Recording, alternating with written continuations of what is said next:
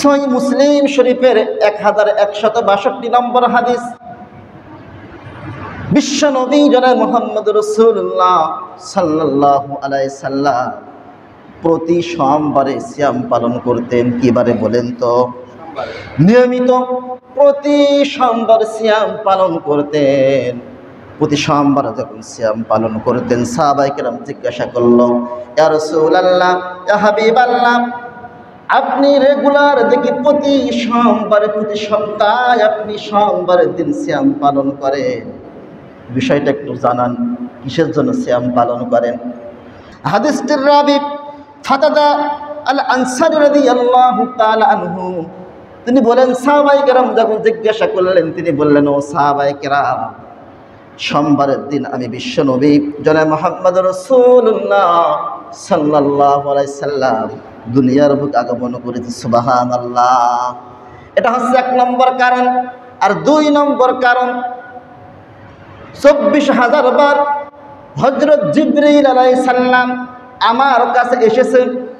তার ভিতরে সর্বপ্রথম যেদিন আমার কাছে আসে ওহী নিয়ে, ওহী নাজিল করে আল্লাহ সুবহানাহু ওয়া তাআলা সূরাতুল আলাকের প্রথম 5 আয়াত, ওই দিনটা ছিল সোমবার। সুবহানাল্লাহ। এই 2টা কারণে শুকরিয়া স্বরূপ, আল্লাহ তাআলার কৃতজ্ঞতা স্বরূপ, আল্লাহ তাআলাকে ধন্যবাদ জানানোর জন্য, তার শুকরিয়া স্বরূপ প্রতি সোমবারে আমি বিশ্ব নবী জনাব মুহাম্মদ রাসূলুল্লাহ সাল্লাল্লাহু আলাইহি সাল্লাম সিয়াম পালন করে থাকি। সুবহানাল্লাহ। তাহলে বিশ্ব নবী সাল্লাল্লাহু আলাইহি সাল্লাম জন্মদিন পালন করছে কিভাবে বলেন তো? সিয়াম পালনের মাধ্যমে। কি পালনের মাধ্যমে? রোজা রাখার মাধ্যমে, সিয়াম পালনের মাধ্যমে জন্মদিন পালন করেছে। সুবহানাল্লাহ। আর আমরা জন্মদিন পালন করি কিভাবে? কিভাবে পালন করি? তার ব্যতিক্রম আমাদের ভিতরে, আলেমদের ভিতরেই তো রাসূল সাল্লাল্লাহু আলাইহি সাল্লামের এই বারই রবিউল আউয়াল মাস নিয়ে বিভিন্ন আমরা কি ভাবে আমরা পালন করে থাকি, নিষেধ করছি না। কিন্তু সহিহ যেটা মত, রাসূল সাল্লাল্লাহু আলাইহি সাল্লাম যেভাবে পালন করেছেন, সাহাবায়ে কেরাম যেভাবে করেছেন, সেইভাবে করেন, সেইভাবে করেন, সুন্নাত তরিকায় করেন। আপনি রাসূল সাল্লাল্লাহু আলাইহি সাল্লাম এত আশেক হয়ে গিয়েছে, রাসূল এত ভালোবাসেন, মহব্বত করেন, তাহলে আপনি 12 রবিউল আউয়াল মাস, 12 রবিউল আউয়ালের দিন আপনি সিয়াম পালন করেন, ওই দিন সিয়ামের কোনো খোঁজ নাই, ওই দিন কি রোজা রাখার কোনো খোঁজ নাই, আবার কোনো সোমবারে রোজা রাখে না।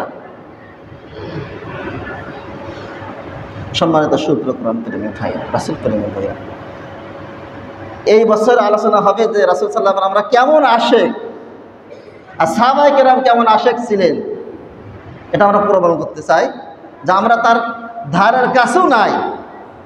সাহাবায়ে কেরাম কীভাবে রাসূল সাল্লাল্লাহু আলাইহি ওয়াসাল্লামের কে ভালোবাসতেন, রাসূল সাল্লাল্লাহু আলাইহি ওয়াসাল্লামের আশেক ছিলেন, রাসূল সাল্লাল্লাহু আলাইহি ওয়াসাল্লামকে মহব্বত করতেন।